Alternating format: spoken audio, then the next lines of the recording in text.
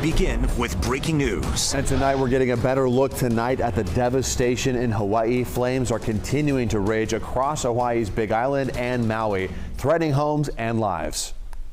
It's been a super intense couple of days. The power went out yesterday at like 4:30 or 5 a.m. and then the gas station blew up at like 3, and since then we've just been trying to outrun a fire. This is crazy. This is a look at some of the damage we've been seeing. The fire has destroyed hundreds of homes, including entire communities. It has left 6 people dead that we know of as the search continues for the missing. Thanks for joining us. I'm Ty Steele. And I'm Edie Lambert. Those wildfires are still burning in Maui tonight, and there are more fires in parts of Hawaii's Big Island. And tonight the state announced they're now in talks with the White House to declare a presidential emergency. So here's the latest. The fires have destroyed more than 270 structures, including reducing much of the historic town of Lahaina to ash. The official death toll now stands at 6, and dozens more people have burn injuries or they're suffering from smoke inhalation, overwhelming the local hospitals, and the fires have damaged many of the local urgent care centers. Dry conditions and strong wind are making the situation much worse. The military and National Guard are sending helicopters and personnel to fight these fires, but the flames are nowhere near contained. Between the fires and the wind, many cell towers and power lines are also down right now, which is making the rescue efforts and evacuations even more difficult. We really don't have all of the details on exactly how many structures are damaged, but we do know, power is out, they're having problems with water. Well, many of those forced out of their homes are staying in shelters tonight. This was the scene at the shelter at Maui High School. Thousands of people are displaced by these fires. Some who have lost all they have say they are moved by how the community has come together. It's probably gone. Honestly, my mom's place is gone. My place is gone.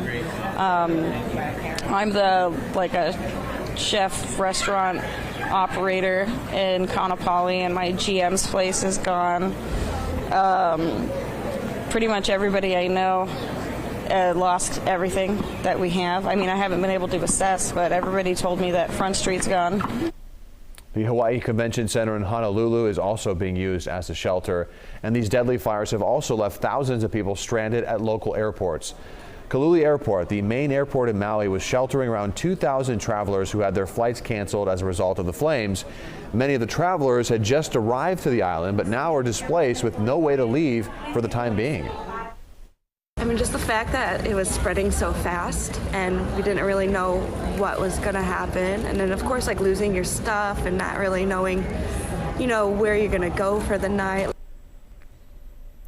2 flights from Maui landed in Sacramento tonight. The first landed at around 6:30, the second around 8:20 tonight. And KCRA 3's Andrea Flores spoke with some of those passengers as they got off that plane, and she joins us now with their reaction. How are they doing tonight, Andrea? It's just such a terrible situation. That's what everyone keeps saying. I went out to Sacramento International Airport tonight to talk to people who just landed from Maui, and many of them were told to evacuate the island in the middle of the night. One man even tells me he helped build commercial structures in Lahaina and says all of them are now burned to the ground.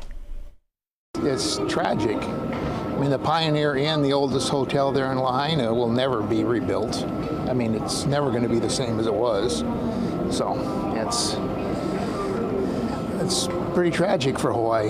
Monday our power went out, and then Tuesday we woke up to seeing just smoke and fire everywhere.